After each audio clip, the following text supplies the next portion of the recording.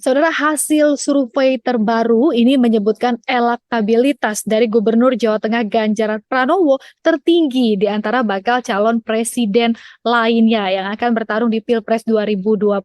Nah, terkait dengan hal ini, Ketua DPP PDIP Said Abdullah lantas membayangkan nih, elektabilitas Ganjar bisa menjadi kekuatan besar jika Anies Baswedan bergabung. Benarkah PDIP melunak atau sekedar untuk mengimbangi Prabowo yang naik terus elektabilitasnya? Kita bahas hari ini bersama dengan pengamat politik Universitas Padjadjaran, Mudianti Ramatunisa di Sedang Viral. Halo Mbak Mudi.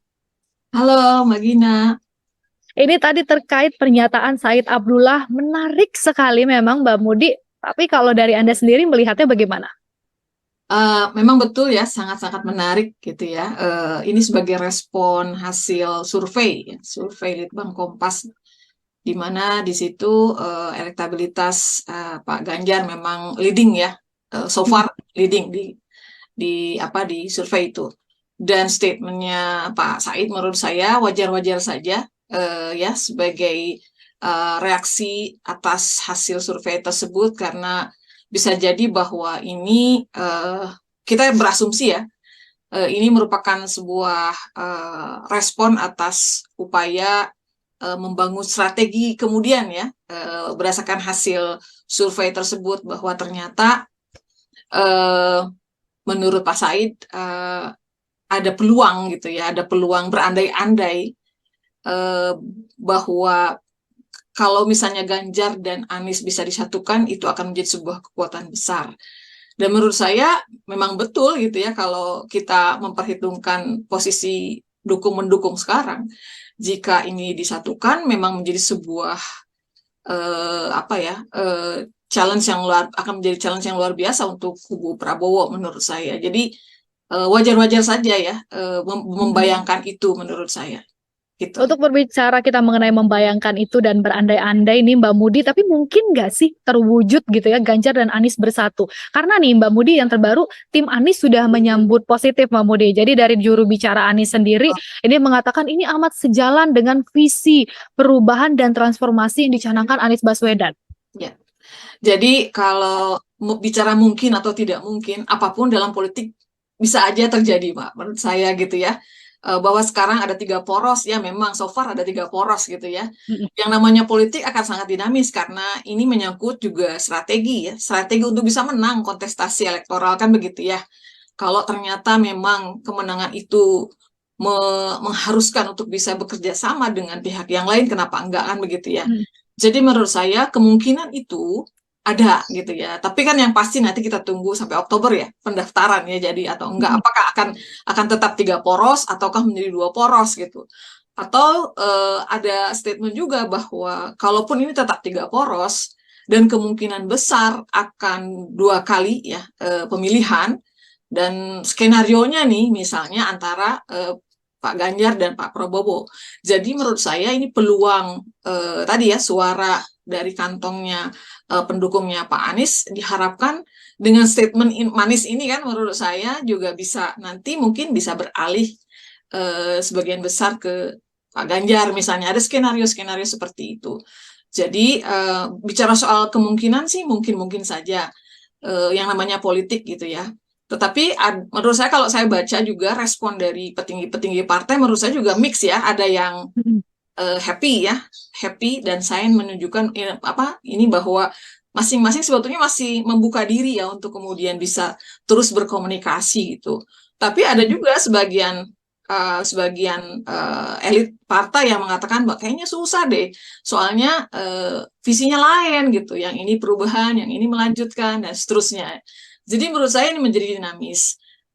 Tetapi menurut saya responnya adalah so far sih ya sah-sah aja gitu, untuk kemudian bisa membayangkan itu terjadi gitu, Mbak Gina. Karena politik dinamis, jadi tidak ada yang tidak mungkin begitu ya Mbak Mudi. Tapi Persis. katakanlah Ganjar Anies bersatu, siapa yang kira-kira akan jadi capres dan cawapresnya? Wah, ini pertanyaan juga sama dinamisnya nih Mbak Gina ya. Kita berandai-andai Mbak Mudi. Ya, berandai-andai ya. Ini saya pikir ini lobby tingkat tinggi nantinya yang akan menentukan ya bagaimana kemudian kelegoan masing-masing partai pendukungnya ya. Karena tetap menurut saya itu menyangkut juga soal interest masing-masing partai pendukung juga ya. Apakah kemudian Ganjarkah nantinya akan menjadi capresnya dan Pak Anies menjadi cawapresnya atau sebaliknya gitu ya. Ini sangat-sangat cair menurut saya gitu. Apa agak-agak sulit juga diprediksi ya karena ya sekali lagi ya sangat-sangat dinamis gitu, Mbak. Ya itu Baik, tapi kalau dari Mbak Mudi ngelihatnya gimana?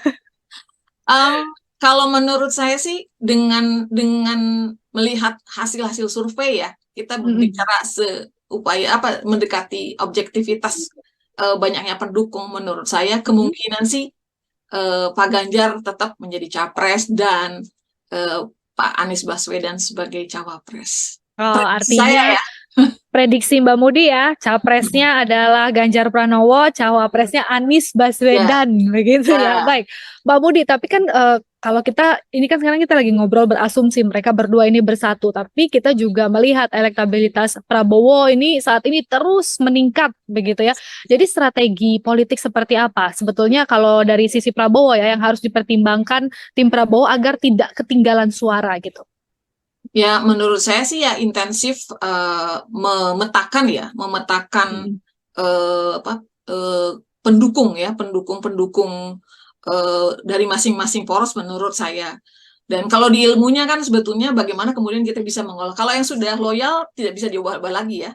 Justru yang perlu digarap adalah mereka yang sebetulnya masih swing gitu ya, dan ini menjadi sebuah lahan penting untuk masing-masing kandidat menurut saya atau untuk Pak Prabowo juga untuk mengolah kantong-kantong dukungan yang masih swing gitu ya.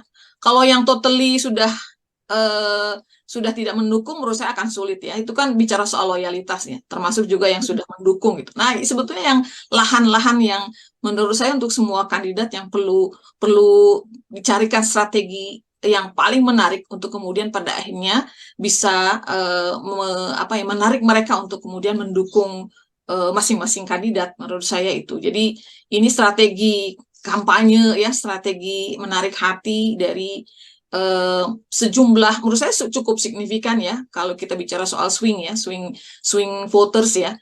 Dan ini menjadi garapan penting dari masing-masing tim gitu. Swing voter ini Mbak Mudi kalau Ganjar Anies di mana saja?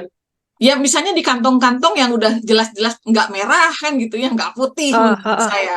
Nah, jadi buat saya itu adalah kantong-kantong garapan yang sangat strategis oleh kedua belah kubu gitu. Ya, jadi kalau yang sudah merah banget, nggak mungkin, susah untuk kemudian kita coba ya, karena itu bicara soal loyalitas kembali. Gitu ya, masing-masing. Kalau sudah putih, kuat putihnya ya mau dibikin merah apapun, gitu ya. Gitu ya. Tapi kalau warnanya masih bisa berubah-ubah, nah itu menurut saya adalah strategis ya untuk masing-masing tim pemenangan untuk kemudian bisa mengelolanya sehingga bisa menarik hati mereka mendukung calonnya gitu. Nah, baik. Jadi kan Mbak Mudi juga sempat menyampaikan ya bahwa dari berandai-andai bergabungnya Ganjar Anies ini kan ada yang happy, ada yang sepertinya sulit gitu ya. Nah, tapi kan kita akan berbicara mengenai soroti faktor hambatan gitu ya Mbak Mudi. Menurut analisa dari Mbak Mudi sendiri, apakah dalam PDIP sendiri atau nanti justru ada faktor luar yang akan menghambat jika Ganjar Anies ingin bersatu? Menurut saya yang paling penting perlu dalam tanda kutip ya disamakan jalurnya nanti gitu ya, alur mau dibawa kemana menurut saya, karena buat saya memang ini ada visi yang agak prinsip yang agak berbeda kan gitu, yang satu melanjutkan, yang satu perubahan kan, gaungnya selalu perubahan untuk persatuan kan begitu ya. Dan ini yang kemudian disoroti juga oleh beberapa elit partai yang merasakan bahwa kayaknya sulit untuk kemudian bisa digabungkan karena visi kita beda banget gitu. Yang satu melanjutkan, yang satu ingin ada perubahan kan begitu ya.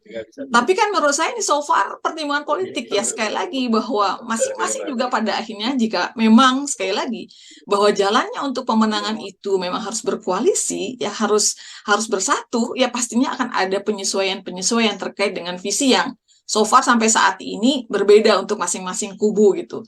Jadi ya mungkin ini pembicaraan tingkat tinggi lagi karena ini bicara soal negosiasi, soal lobby Hmm. dan lain-lain ya, terkait dengan mau dibawa kemana sebetulnya nanti Eh, menghadapi pe- kontestasi 2024. Pembicaraan tingkat tinggi ini antara siapa dan siapa, Mbak Mudi? Tentunya elit partai ya, ketua umum dan jajarannya menurut saya. Itu yang terpenting, dan efeknya nanti mungkin sekali lagi ya, dengan Hmm. kemajuan teknologi sekarang sebetulnya kan pendukung juga bisa menyaksikan proses itu ya, apa langsung ataupun tidak langsung ya, bahwa bocoran-bocoran bagaimana prosesnya nanti, apa yang kemudian dinegosiasikan, walaupun mungkin statement elit partai ya nanti akan kita bicarakan atau seolah bahwa itu adalah domain elit gitu ya. Tetapi menurut saya kita bisa menyaksikannya, dengan kemajuan teknologi dan lain-lain, berita bagaimana kemudian mereka bernegosiasi, melakukan lobby-lobby dan kesepakatan apa yang sebetulnya yang mereka lakukan di antara mereka gitu. Gitu. Oke, tapi kalau ngomongin karakter suara juga setahu saya kalau Ganjar dan Anies ini berbeda ya. Kalau Mbak Mudi ngelihatnya gimana? Memang berbeda. Menurut saya dua karakteristik calon pemimpin yang menurut saya berbeda Mm-mm. sekali ya. Mm-mm. Kalau kita lihat ya, apa dari medsos mereka gitu ya, cara mereka merespon misalnya kayak gini, yang lagi viral juga nih soal Mm-mm. diajak debat sama mahasiswa ya kan gitu ya, responnya Yeah. dua orang berbeda tuh. Yang satu Mm-mm. ayo kapan kan gitu ya, udah waktunya kita Mm-mm. debat gitu. Kalau yang satunya lagi nanti lah orang pencalonan aja belum dan seterusnya lah seperti itu. Eh, Ini eh, dua eh. karakter yang menurut saya sangat berbeda, tetapi menurut saya punya kelebihan dan kekurangan, dan kita juga tidak tahu bahwa kalau ternyata disatukan itu akan menjadi sebuah kekuatan besar ya kan, waktunya akan Mm-mm. membuktikan menurut saya gitu. Mm-mm. Apakah nanti justru sesuatu yang berbeda ini gitu ya, kalau Ya, disatukan nanti justru cocok gitu, kita nggak tahu ya, persis, Mbak Mudi. persis ya, semuanya masih berandai-andai juga kan gitu ya. Heeh. Tapi Mbak Mudi, kita kan tidak mungkin juga membicarakan topik ini kalau tidak menganalisa faktor utama di tubuh PDIP ya. Kalau menurut dari Mbak Mudi sendiri, Ketua Umum PDIP, tadi kan kita berbicara juga nih, Megawati akan bereaksi seperti apa?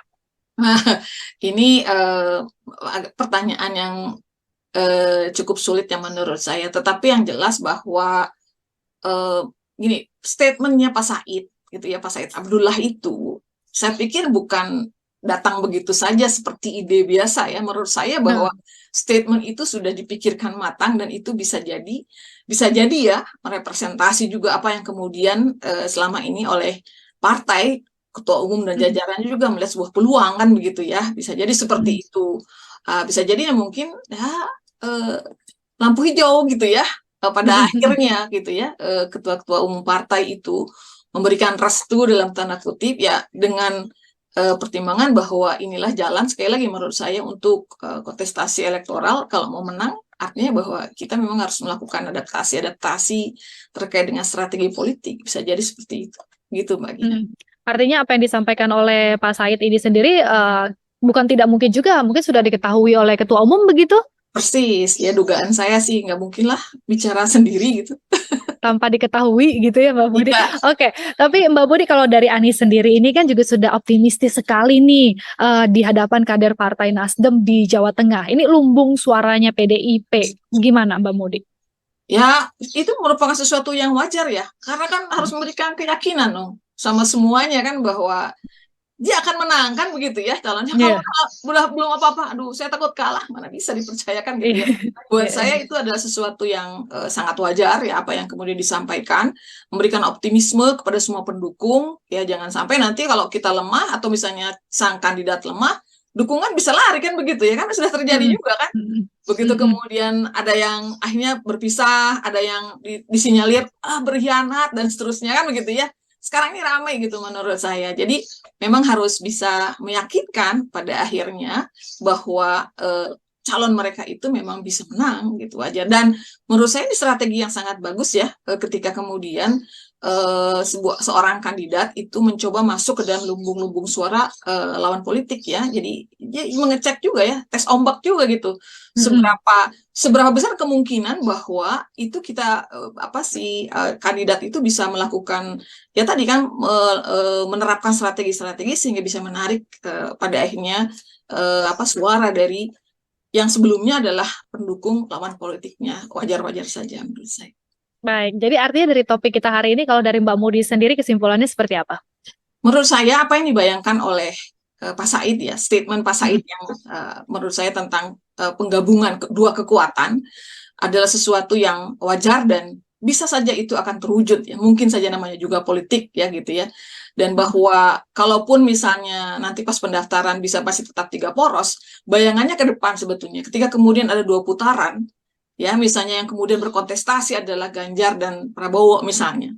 Ini suara lumbung suaranya Pak Anies dengan statement yang sudah cukup baik ini, saya saat ini bisa kemudian menarik perhatian suara dari menarik perhatian pendukung dari Pak Anies untuk kemudian beralih ke Pak Ganjar gitu. Buat saya wajar Baik. gitu.